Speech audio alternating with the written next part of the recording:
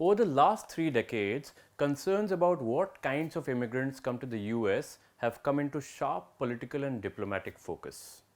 And US President Donald Trump's latest move of increasing the H-1B petition fee to $100,000 is just another episode in this short but intense history, an important episode. Now, Trump's one-track politics aside, the balance between attracting immigrants with high skills to contribute to the US economy while ensuring they do not displace the US workers has been a long-standing debate. In fact, it was a major point of discussion in the US Congress before the Immigration Act of 1990 came into effect and the H-1B visa program was created under this Immigration Act. According to a paper published by the Center for Comparative Immigration Studies at the University of California, debate over both skilled and unskilled immigration has been part of the discourse from as long back as the 1850s. The study establishes that the period of selective immigration legislation began in the 1880s, and the root of this was the ballooning American industrialization. The industrial advances made immigrants a highly desirable commodity in the eyes of the country.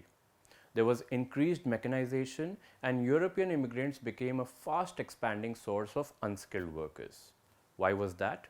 Because they were willing to work grueling hours at low wages without the possibility of unionization. And between 1820 and 1880, more than 10 million Irish, German, English, Scandinavian, and others, mainly Northern and Western European immigrants, arrived in the US. At that point, a much smaller group of immigrants also came from Asia, including Chinese immigrants who came to California to work in gold mines in the 1850s.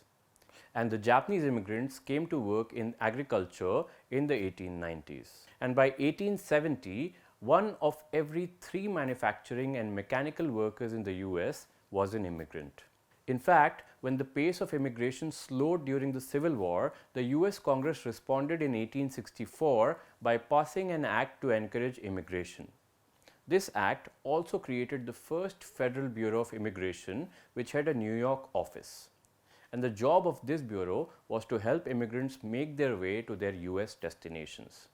In the second half of the 19th century, railroad and steamship companies began actively recruiting immigrant laborers, to the extent that they began sending representatives to other countries to find and draft immigrants. South Carolina went so far as to offer immigrants a 5-year exemption from taxes on any property that they purchased.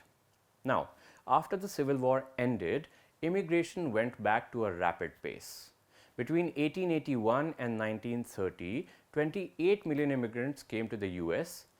Italy, Austro-Hungary, Russia, and the Baltic states were among the largest contributors. The research paper says that in the eyes of most native-born Americans, these new immigrants were of even lower status than the unskilled Irish and Germans. And the strong prejudice against Italians, Jews, and Poles began contributing to anti-immigrant sentiments.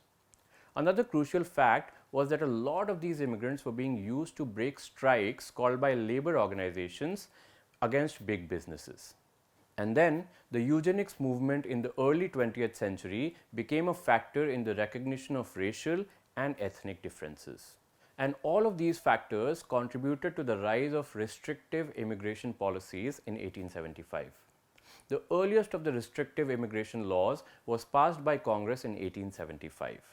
It identified criminals and prostitutes as the first of what would become a growing class of excludable aliens. An 1882 law established a tax on each arriving immigrant and expanded the class of excludable aliens to include lunatics and idiots. I am repeating the exact words used in the legislation. The year 1882 also marked the first of the exclusion laws directed at a particular ethnic or racial group. The Chinese Exclusion Act marked the culmination of rising anti-Chinese sentiment in California, where by 1880, Chinese immigrants accounted for almost 1 in 10 residents. The act barred Chinese naturalization and suspended immigration of Chinese laborers to the US for a period of 10 years. It did, however, create an exemption for Chinese teachers, students, merchants, and tourists. The next major immigration law was passed in 1907, expanding the categories of excludable aliens.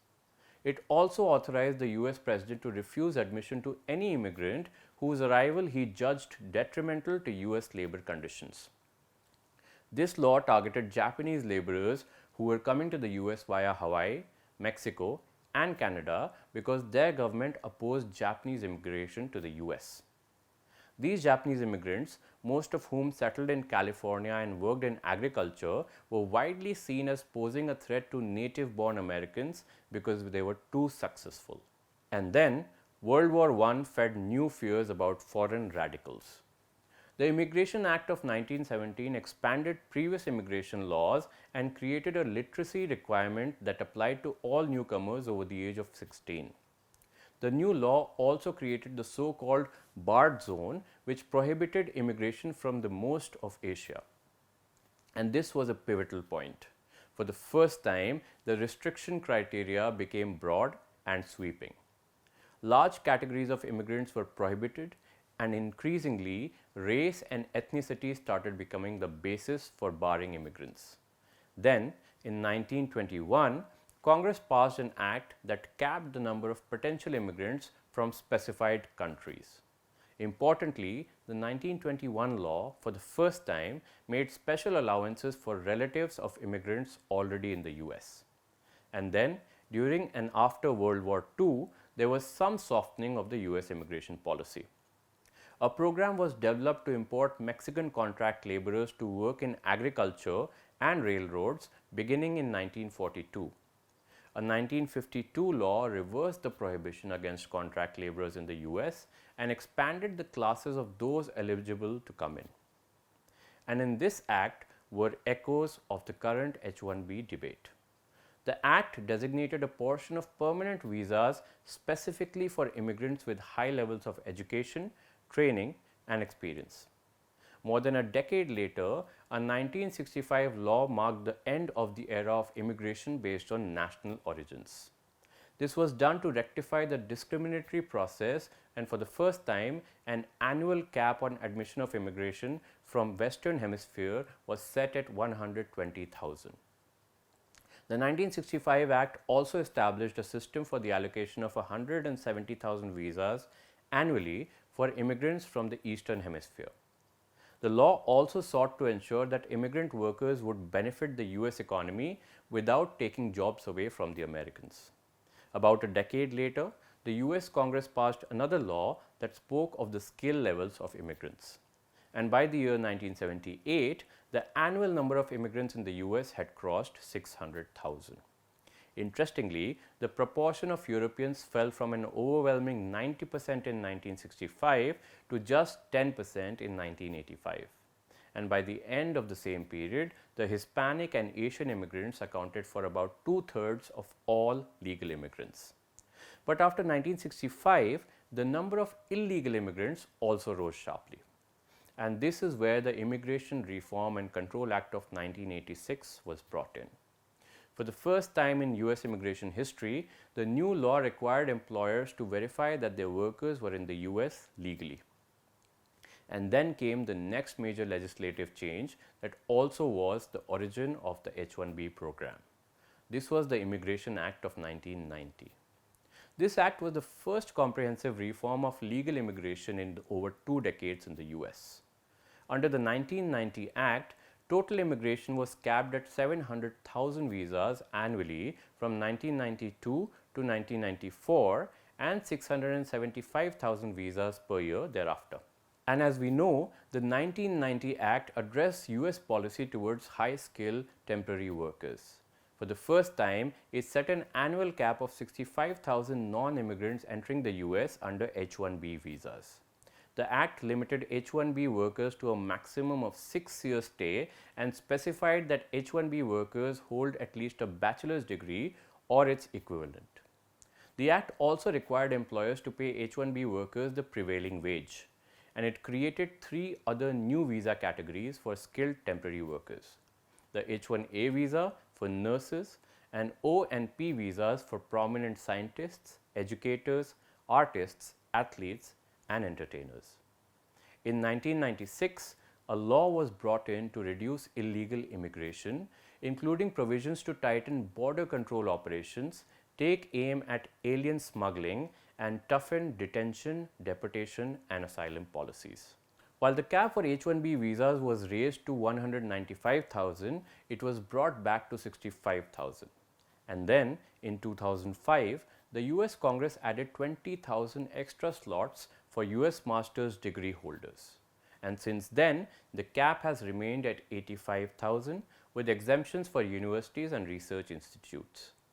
Over time, the H-1B program has become central to US tech and research, with Indian and Chinese nationals forming the majority of visa holders. The history of immigration policies and laws in the US shows that concerns over immigrants have been an anxiety as far back as the 19th century. But at the same time, they show the affinity in the US for immigration of skilled workers. The US faces persistent shortages in science, technology, engineering, and mathematics fields where domestic supply of workers lags far behind the demand. And H-1B visa holders fill these gaps. And while H-1B remains a pipeline for global talent, it will likely remain a big flashpoint in US immigration politics until Donald Trump remains the president.